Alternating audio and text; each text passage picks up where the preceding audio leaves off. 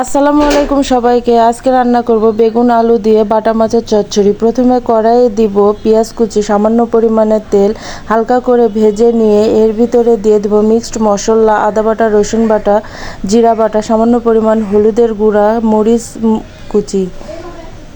সুন্দরভাবে নাড়িয়ে চাড়িয়ে নিয়ে দিব লবণ, কালারের জন্য দিয়ে দিব একটু মরিচের গুঁড়া। হালকাভাবে নেড়ে নিয়ে এর ভিতর দিয়ে দিব বাটা মাছগুলো। সুন্দরভাবে নাড়িয়ে চাড়িয়ে নিয়ে এর ভিতর দিয়ে দিব টুকরো করা টমেটোর টুকরা।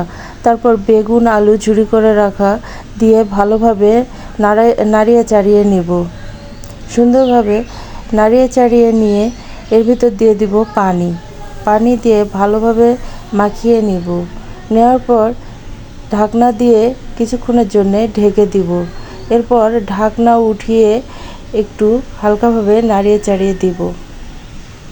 উপরে একটু গরম মশলা দিয়ে নামিয়ে নিব বেগুন আলু দিয়ে বাটা মাছের চচ্চড়ি। সবাই লাইক করবেন, কমেন্ট করবেন, শেয়ার করবেন।